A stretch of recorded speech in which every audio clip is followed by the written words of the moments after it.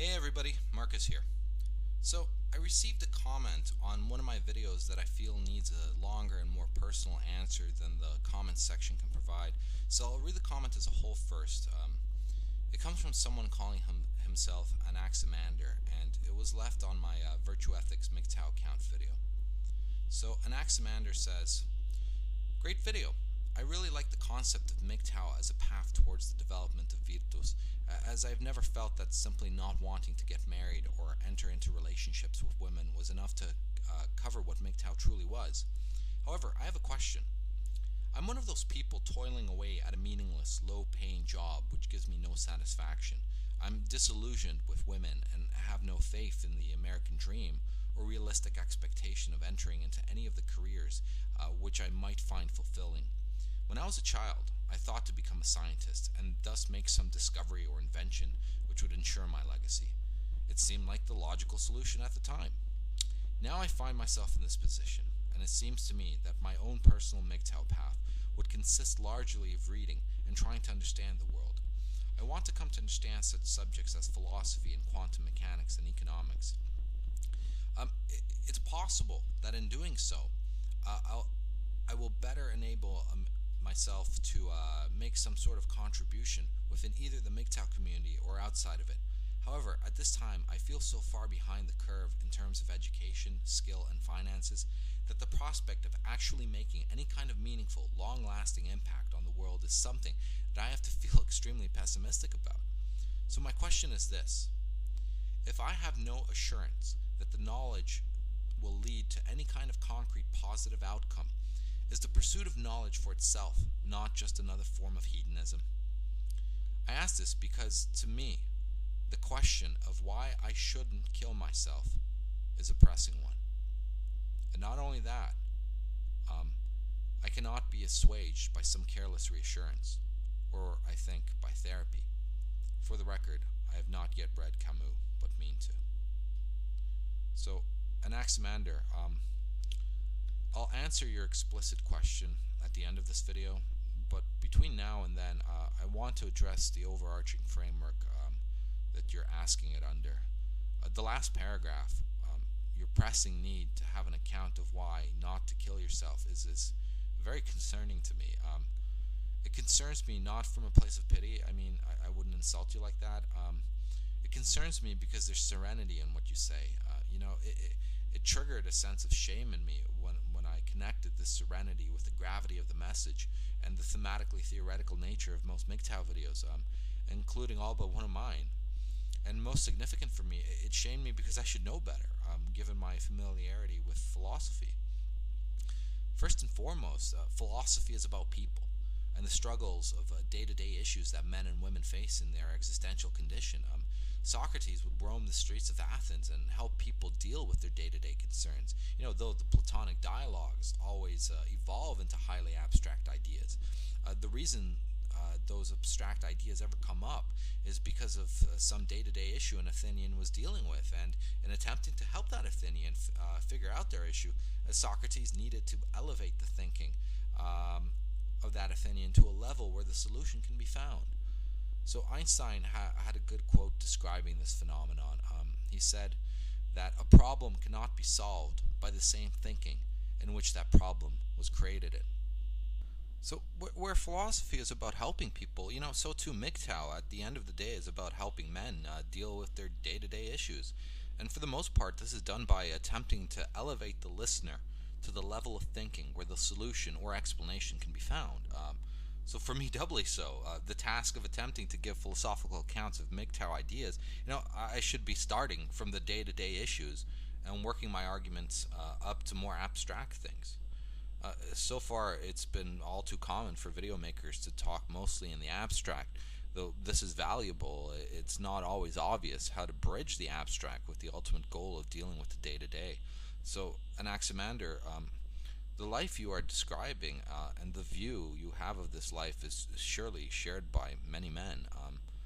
It's this day-to-day reality that is your starting point, and any philosophy, advice, or ideas can't start from that place.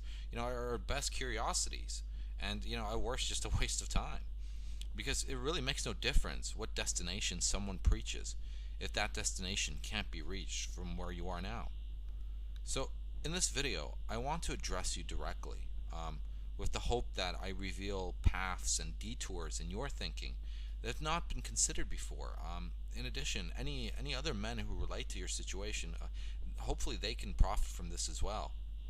So, first, I I believe that you can only be led by someone to a destination that that person has arrived at, as that's the only path that such a person really knows.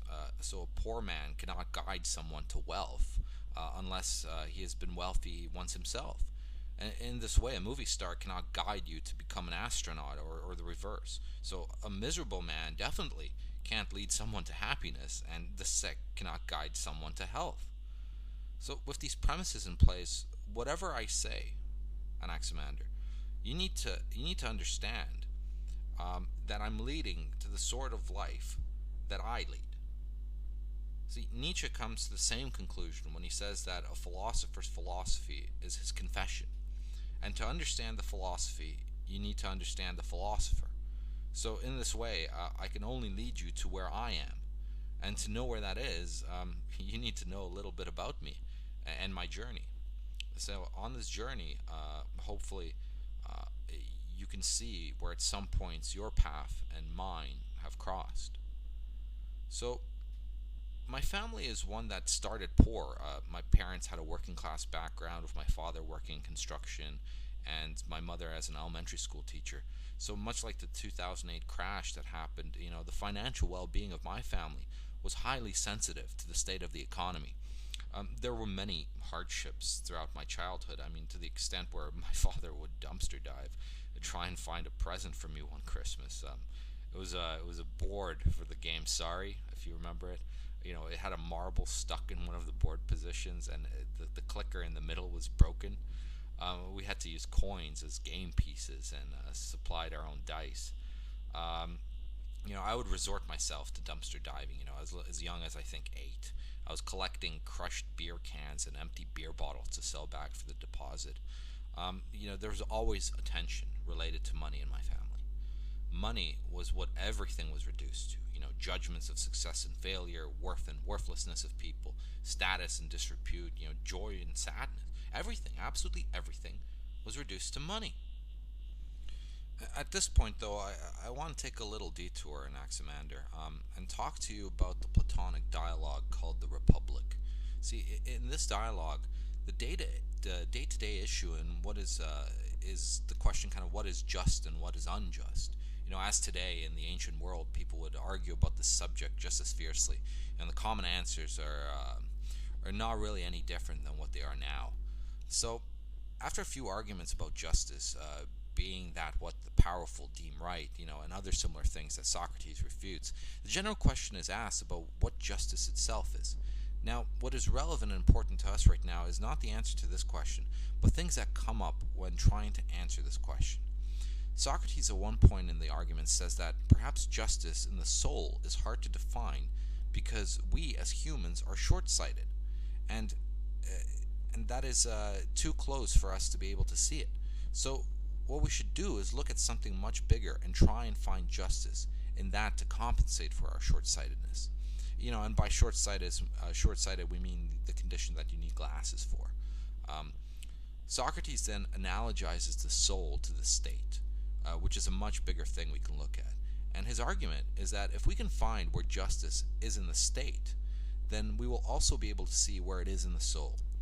At one point, when talking about the different government types, Socrates says that there's a hierarchy of governments, in which one government tends to degenerate into the one below it. He also describes how this degeneration comes about. Now, the particular degeneration we are interested in is that from democracy, which he sees as being full of people who love power and honor, to that of oligarchy, where it is the rich who rule because the majority of the people value money above all else. Now, what is important is to look at how the oligarch, the person who loves money, comes to be. Socrates says that when a man sees his father suffering from the pangs of poverty, he learns to despise poverty, and will begin to look to money as the highest aim in preventing his own suffering due to that same poverty. So you see, Anaximander, I became the oligarch. This tension, these crises due to poverty were something that I would not suffer myself. So what happened to me? I became really good at making money. My siblings as well, even though each of our paths took very different roads to generating it.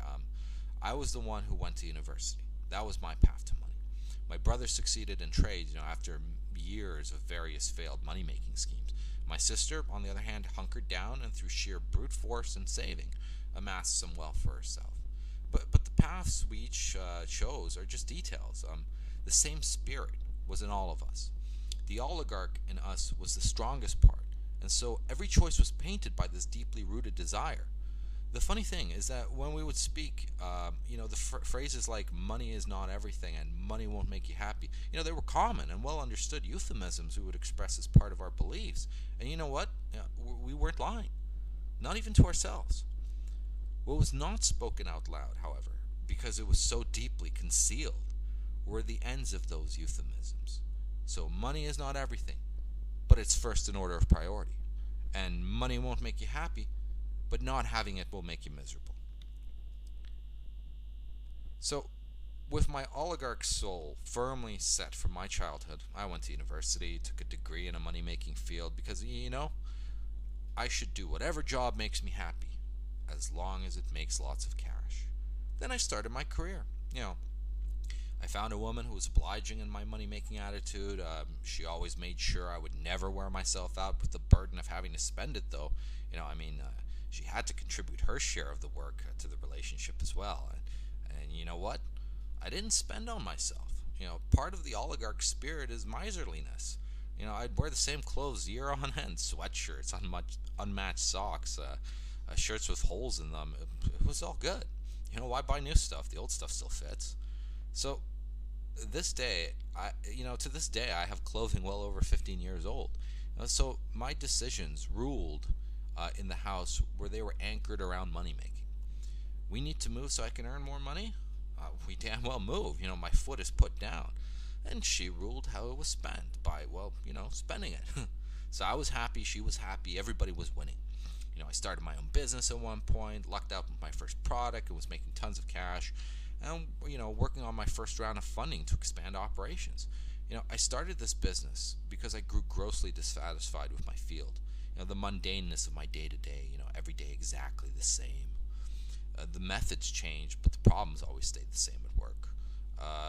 It's typical in my field that people burn out after 7 years.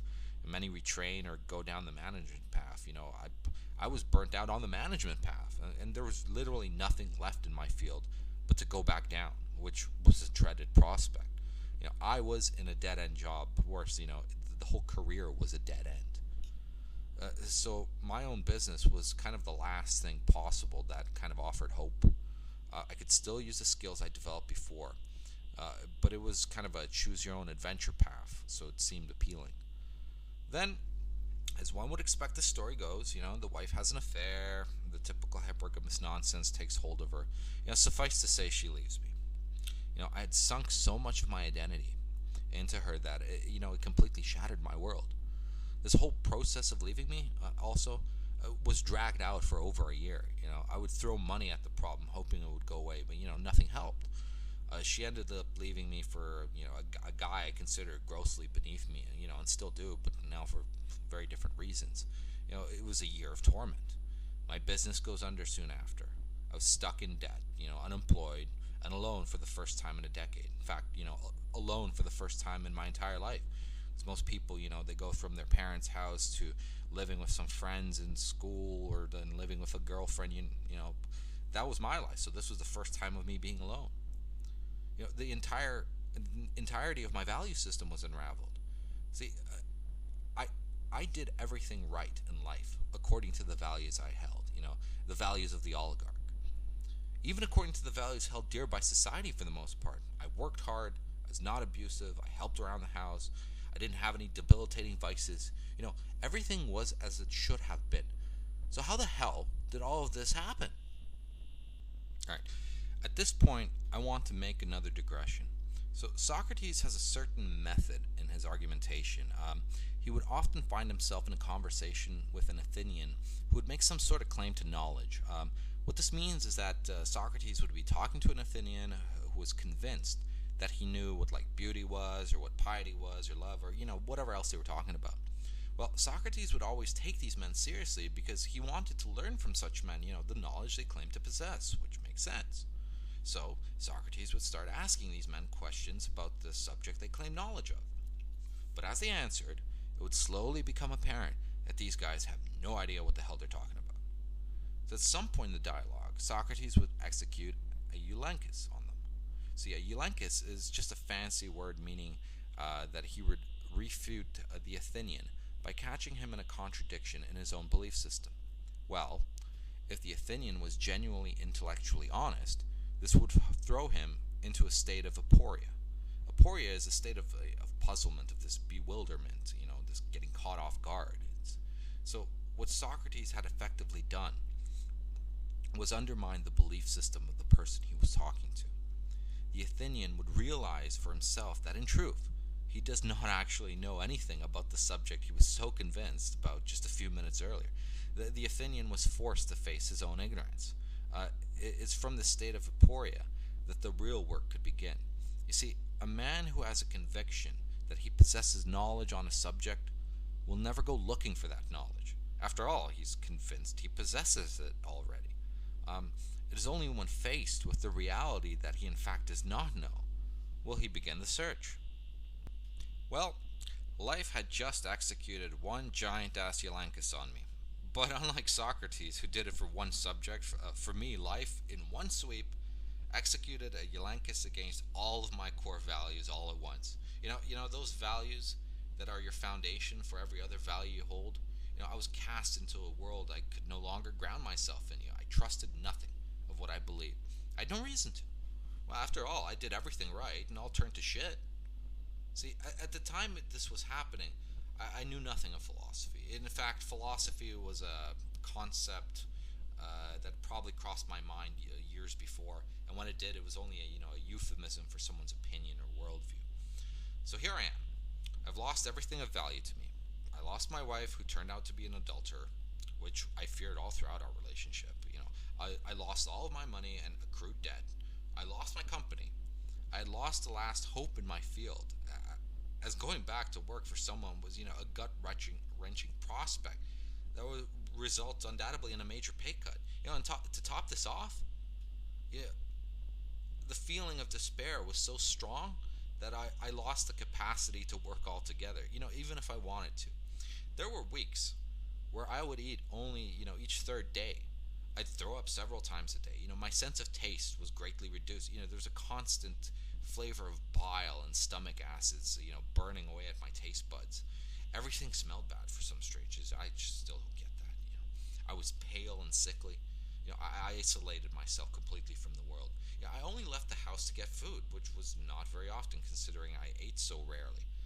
I had to relearn to eat. I had to logically build up a justification for why I need to eat. I'm serious. I remember I was laying there and thinking to myself, what is this feeling? I think it's hunger. Why am I feeling it? Because I'm hungry. Why am I hungry? Because I need food. And why do I need food? Because the human body needs food.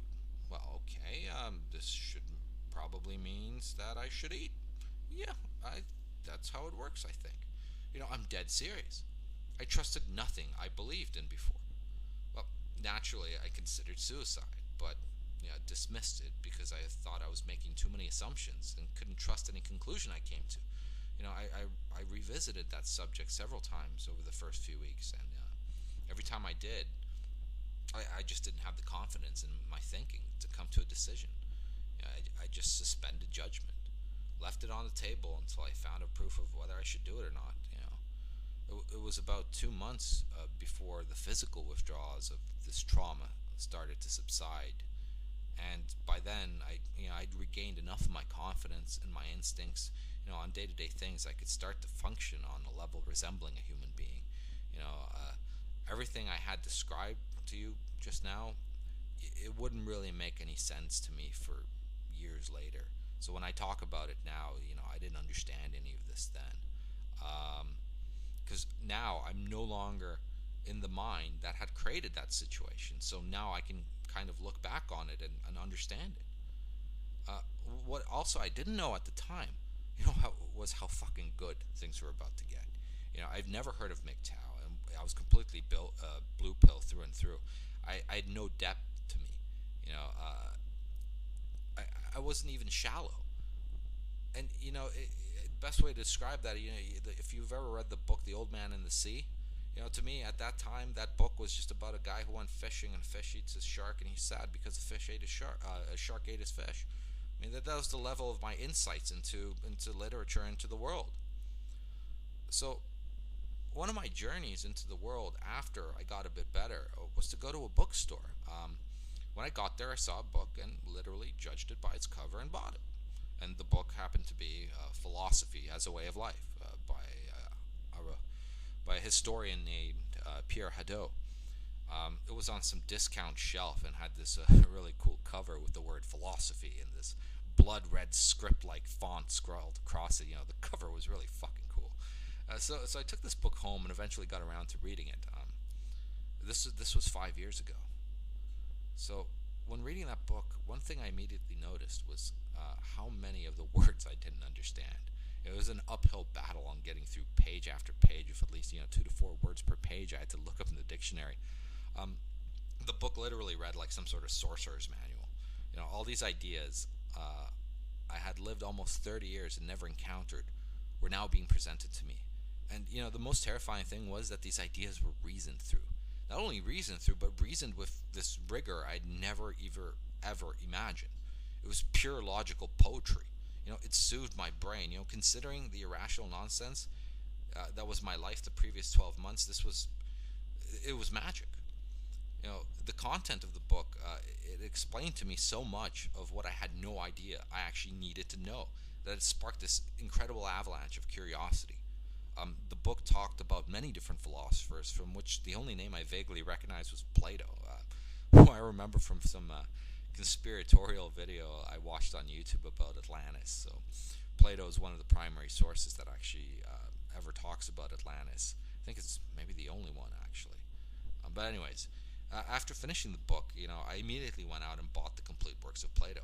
And, for the first time found myself in the philosophy section of a bookstore. Plato, though, as I anticipated, was blowing my mind from the first 10 pages. And, it still blows my mind today. But trying to repeat my success at randomly picking up a book, I went back to the bookstore. I saw a copy. It was a double set of Nietzsche.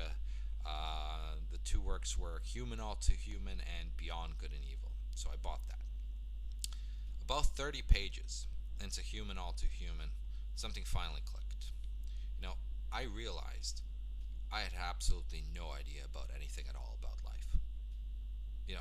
This was a very sobering calm that overcame me in realizing that even though I still didn't understand why my life collapsed in on itself, I wasn't even on the level that would allow me to understand this.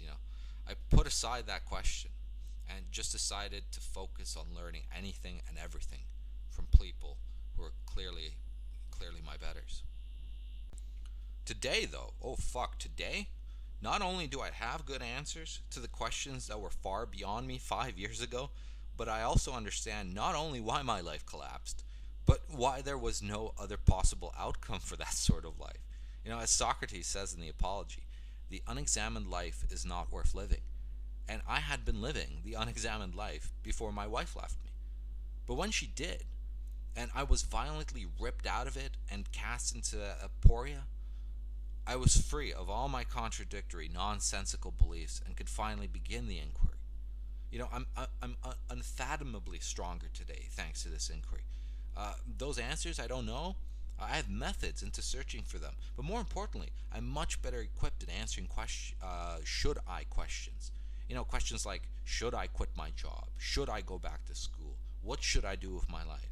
Or should I kill myself? See, philosophy is training for your very soul. What most people see as philosophy, it must really look retarded from the outside. Like a bodybuilder in training, it also kind of looks retarded. People demand answers such as, what will you ever do with philosophy? What's the point in talking about this nonsense about things existing or not existing? Well, let me ask you, what will you ever do with elevating slabs of metal 8 times, 3 feet off the ground, 3 times a week? What's the point of running on a treadmill? I mean, you're not getting anywhere. Might as well stand still. If you stand still, you'll be exactly in the same place you would be if you ran. You see, people will justify bodybuilding because they can see the results. But they can see the results with their eyes. And the eyes do not need to be trained before they see the results of bodybuilding. It's merely a essential result that is accessible to confirmation for anyone with working eyes. But the benefits of philosophy, it's the development of the soul and the mind. So unlike bodybuilding, the capacity to see the benefit is something you need to train for. This is why it looks retarded from the outside. And unlike bodybuilding, philosophy goes, beyond making strong those parts of the mind we all commonly talk about, like reasoning and problem-solving skills. No. See, if weightlifting did to bodybuilders what philosophy does to the soul, then bodybuilders would not only have big muscles, but would start to sprout wings. They would grow eagle eyes. They would sense sounds like a bat, experience infrared like bees. This is what philosophy does to the soul. You experience a world so unlike before. Just think what the world must look like to children. Now imagine that this is how you would see your current self if you were a philosopher. You would see yourself believing in Santa Claus and the Easter Bunny, like you used to see the world before you knew of gynocentrism or hypergamy, all those other MGTOW ideas.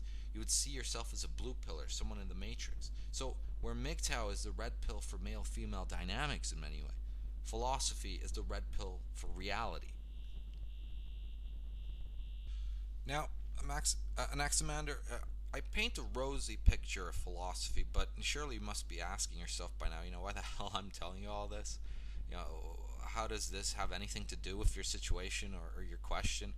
Well, I merely set the stage. And now let us take some arguments tackling your specific situation. You say that you are in a low-paying, dead-end job with little realistic hope for retraining into a career that you might find rewarding. First, you have an implicit assumption built into your belief here. See, you believe that a career can lead to a legacy. You also imply the premise that you do not wish to lead a hedonistic life. This premise, I gather, is implied from your desire to know if seeking knowledge for itself is not just another form of hedonism. And the last premise you offer is that you wish to leave a legacy. I assume you will agree with all of these. Okay, let's see what all this means. If you do not wish to live a hedonistic life, and you wish to leave a legacy, then you must consider a desire for a legacy to not be hedonistic. If you believe that a career can lead to a legacy, then you believe that a career does not need to be hedonistic. After all, if either your career or your desire for a legacy is hedonistic, this would contradict your desire to not live hedonistically. Now, would you not agree that your career would be the source of money that you would use to feed and shelter yourself? Well, surely you would. Let's say that you are a scientist working in academia. Let's even say that you are a senior researcher. Now, in order for you to be able to conduct your research, you would need to raise grant money. To raise grant money, you would need to compete with other senior researchers for a limited pool of money. Now, let's say the subject you wish to research you consider super important, but it is not considered super important by the community as a whole. After all, big breakthroughs come from radical and off-the-rails thinking. So some subjects would be popular and will easily raise money, while others will seem obscure or absurd and will have a very hard time raising money. So what happens now? Do you create a proposal for the project you consider important with a very low chance of getting funding? Or do you create a proposal for a project that would be popular with a high chance of getting funding? If you pitch for your preferred project and don't get the grant, then you're essentially out of a job and without a source of income. But if you pitch for a popular project, then you have just made a hedonistic decision, because you have sold out your conviction for the goal of minimizing pain, meaning for minimizing the chance of being unemployed. But if you did pitch for the popular project, got funding, then made some sort of discovery securing a legacy, this legacy would have been attained through hedonism. But earlier, we said that a desire for a legacy could not be hedonistic. So we find ourselves in contradiction. Either desire for a legacy can be hedonistic and you wish to lead a hedonistic life, or desire for a legacy can be hedonistic and you don't want to leave a legacy. So in either case, you seem to be in contradiction with yourself. However, alright, I don't think this is completely fair on my part. Maybe providing for basic needs is not really a strong enough case to accuse someone of being hedonistic. So, alright, let's try a different argument. You desire to leave a legacy. You don't want to live hedonistically, therefore you are willing to suffer to leave a legacy. Now, the greatest legacy can carry with them the highest price, that of death.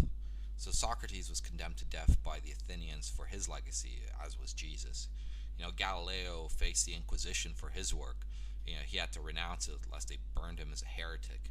These and countless others suffered death for their legacies. Now, if possible, it's best to avoid death when creating one's legacy.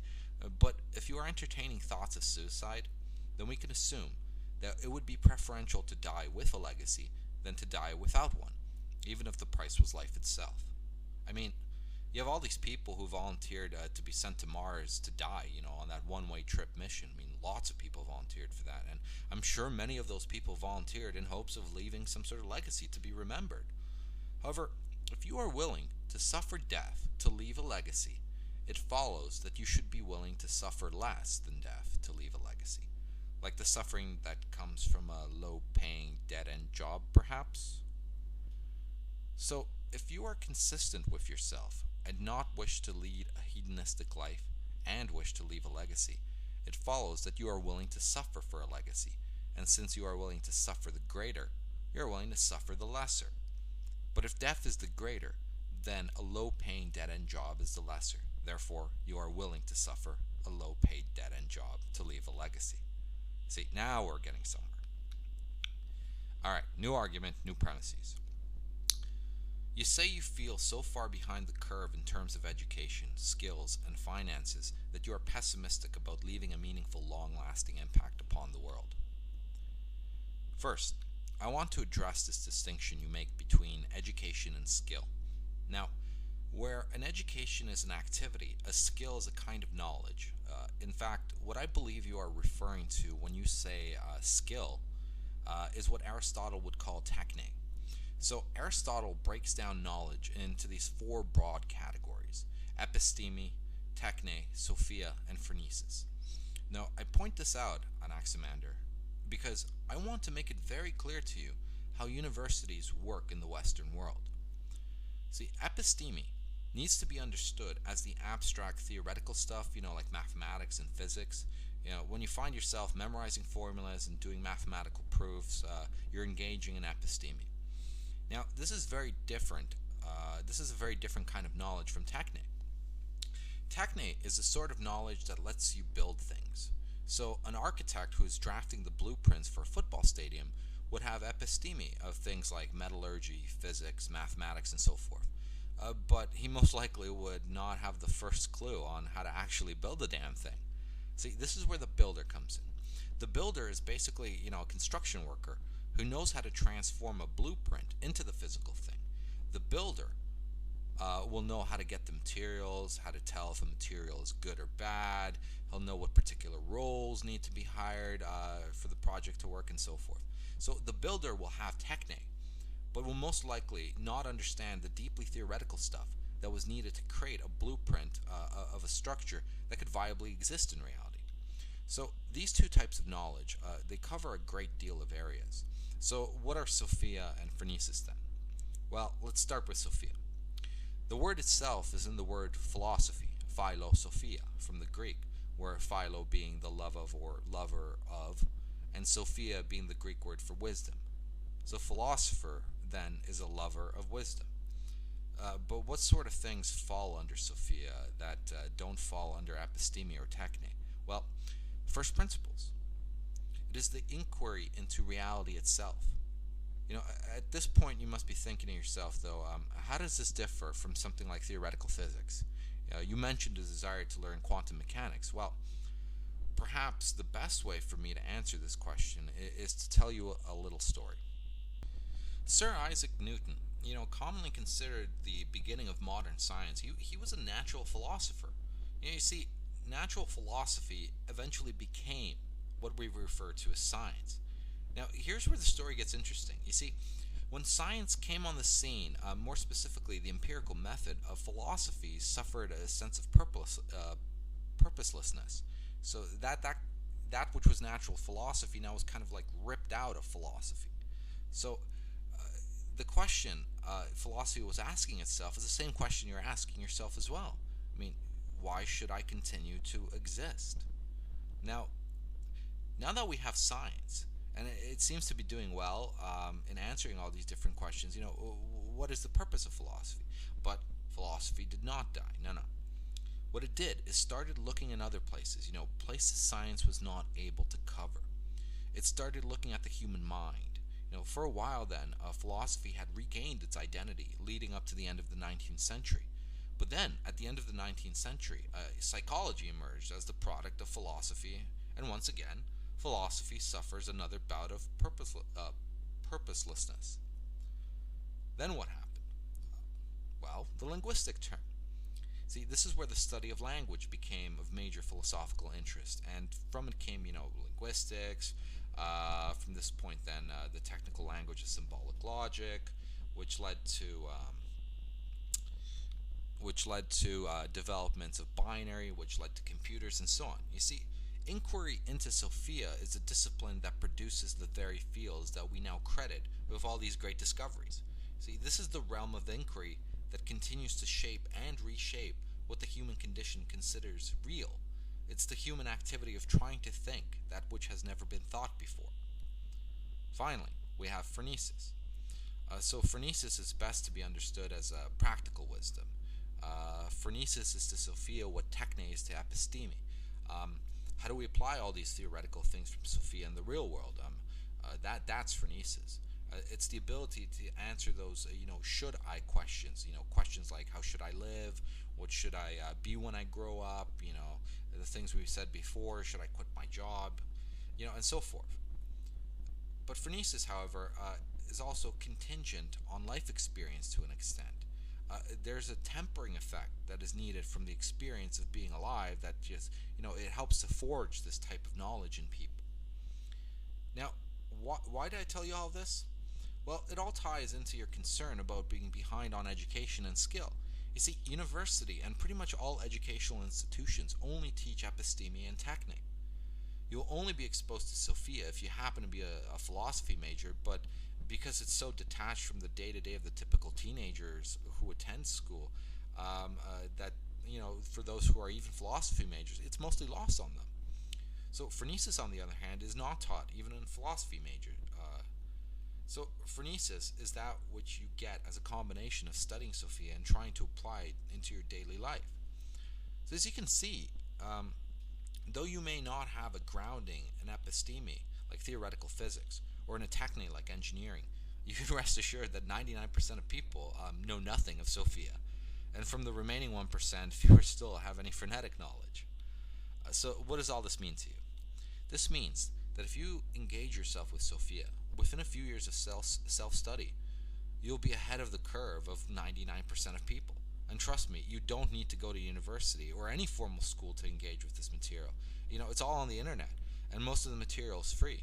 And if you're older, you also have the edge on younger people in attaining frenetic knowledge. So in this way, I can say that your concerns of being behind the curve are for some things warranted, but for others not warranted at all. In Plato's Republic, Socrates explicitly states that the philosophers who would be considered for rule need to be a minimum of 50 years old. Plato wrote his dialogues over the course of like 50, 60 years or so. These dialogues he was still working on into his 80s. There's a quality about age that is grossly unappreciated. But in it, there's a great insight that the young simply do not have access to. If you are older, Anaximander, You already possess something that puts you in certain ways ahead of the curve over the young. Alright, at this point, I want to tie everything together. The reason I told you about my life was to point out the soul of the oligarch, Anaximander. I feel much of what is in your concern in life, the concern with leaving a legacy, is the same in kind as the concerns of the oligarch, old me, but only different in degree, different in the object, not the desire. We defined our worth externally. We make our existence meaningful contingently on things outside of us. Whether it's money or a legacy, it makes no difference. The common denominator is that it is something that can be taken away. Money can be lost and legacies destroyed or corrupted. It's hedonistic. This externalization of our worth is hedonistic. What is outside of us? That which can affect the body and translate back into us via pleasure or pain. So are we not then both secretly hedonistic? But then we are in conflict with ourselves, are we not? Because we said we don't want to live a hedonistic life. And once more, if our sense of worth is external and it's not fulfilled, do we not then consider the body denied its pleasure? Do we then not conclude that there is more pain than pleasure in the world, and come to think that death is in fact the lesser and not the greater pain? Does suicide then not come as the correct answer for a hedonistic being? But, as you have asserted, you are not a hedonistic being. So suicide seems to be in contradiction with your own core beliefs. And in this way, associating your own worth with a legacy is also a contradiction with your own core beliefs. So now, I hope you find yourself in aporia, and perhaps start the inquiry into where your self-worth must truly be. You know my journey, and I hope it can serve you as a guide on how to transform yourself to answer that question. The knowledge you are looking for is frenetic and can only come from knowing Sophia and life experience. Now, I want to get to your explicit question. Is pursuit of knowledge for itself a form of hedonism? The short answer is no. The long answer, you'll need to work further. It dives into very abstract metaphysics that will just seem like gibberish, honestly, without a grounding into it. But, I don't want to seem arrogant and think that this video is, some sort of silver bullet for you, to be honest. I want to point you and all other men who are experiencing the same sort of philosophical crisis, to a certain resource. There's an ever-growing number of people who find themselves struggling for meaning, struggling with deep existential questions that they don't necessarily even have the words to adequately describe. All over the world, there's this slow but growing presence of philosophical counselors trying to tackle this modern phenomenon. This is a counseling for the emotionally healthy who struggle with existential issues. One group I know, and whose one counselor has helped me personally, is a company based out of Ireland. They do phone, Skype, and in-person sessions. Their website is www.phronesis.ie. I'll leave the details to the site in the video description. The specific service, Anaximander, that I would seriously encourage you and all men in this position to leverage is one they call philosophical first aid.